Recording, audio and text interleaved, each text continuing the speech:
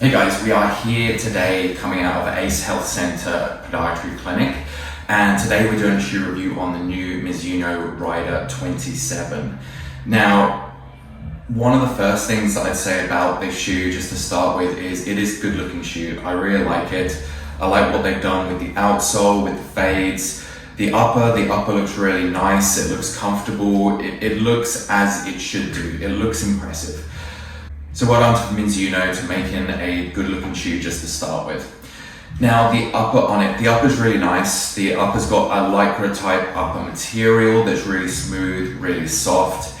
It provides a bit more of a premium feel, which is absolutely fantastic because the price point of this shoe is a little bit higher than what I'd expect.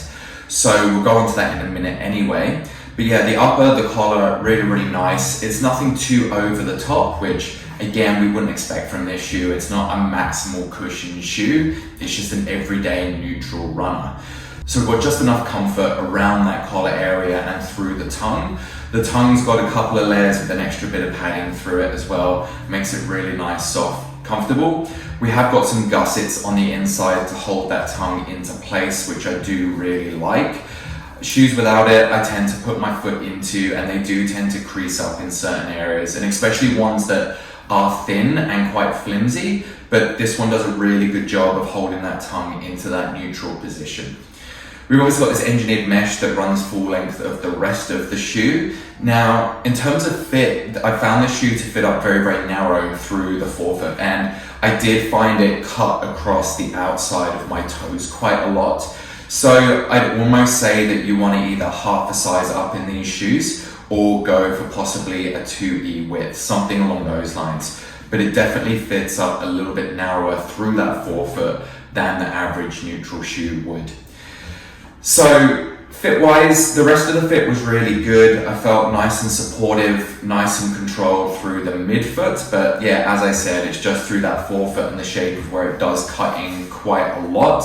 As you can see through the base of the sole there, I did find that gave a little bit of irritation just on the outside of my toes. And look, my foot's not overly wide. It's slightly wider than I guess a standard D, but it's not 2E width, and I tend to get away with a D width shoe. So yeah, I did feel a lot more in here. So something to be aware of when you do try on this shoe that you might want to half size up. So the sole, we've got a full length Mizuno NZ midsole, which is really good foam. I like it. It's bouncy, it's durable. It's a shame that they didn't add a little bit of extra core to it just to make it a little bit on the softer side. But that said, it's not meant to be a really cushioned shoe. And for the foam itself, I feel like it's just in the right place. It does what it's meant to do. So I feel like they've done really well with that.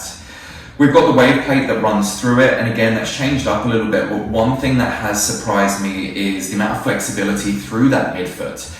Now, through the forefoot, we do have less flexibility, and the flexibility comes through the midfoot, which doesn't really make too much sense to me. I don't know how much of an addition the plate gives it, but I would have thought that the plate should have been a little bit more rigid, and especially considering I went onto Mizuno's website and they tried to class this as a stable neutral, where it's just not. So a stable neutral would be something that has a slightly broader base to it. It would have a slightly broader last to it.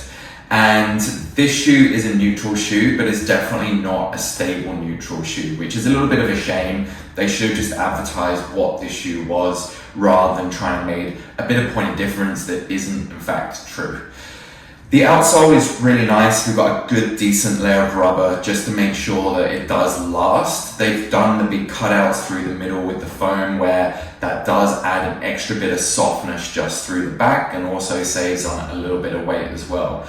So the shoe does feel a little bit cushioned for the amount of foam that it is. I did feel that for moderate overpronators, it's not going to work. I felt like the foam on the outside through that lateral border was a little bit higher than the foam through the medial border, and after coming down and hitting myself on the heel strike, I got to that kind of midfoot area and I felt my foot pronate in a little bit. So look, whether or not that they tried to do that to create more of a stable shoe as such, I'm not entirely sure, but I just don't feel like it works. Mizuno kept a good heel offset with this, and they've always kind of been known for having a slightly higher heel pitch than other shoes. So this is running at a 12mm heel pitch, and look, it's not hugely noticeable, quite honestly.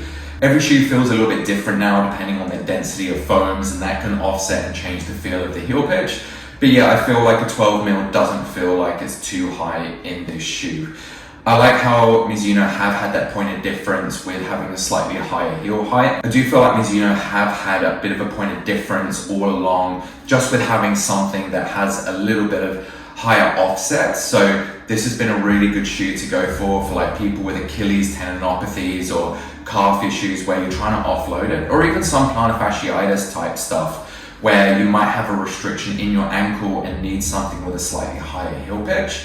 Mizuno has always been a good one, but again, it's tailoring it to make sure that that foot isn't too unstable or unsteady through that.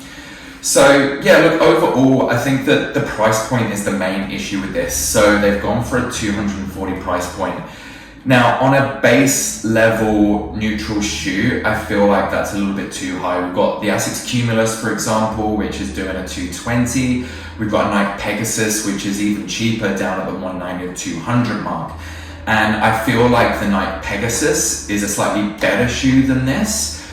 That said, look, it's nothing wrong with this shoe. It feels okay. It's good for a neutral shoe. It looks nice. It's got good materials on the upper and the sole. But I feel like the React foam is possibly just a little bit better than this. I feel like the more stable midfoot through it is a little bit better as well, and it tends to be just as stable, if not more stable. I didn't find that the Pegasus rolled me in and pronated me quite as much as this shoe did.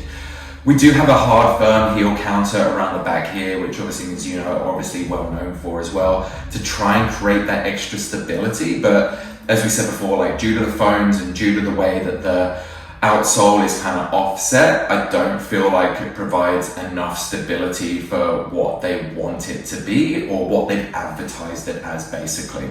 So I feel like it's a good option if you're in the range for a base or slightly cheaper neutral shoe. I think that this is definitely on the radar, but I wouldn't say that it's necessarily best for the price point. Alright guys, I'd like to thank Athlete's Foot for supplying us these shoes today so we can do the reviews. I hope that's helped you pick your next pair of runners.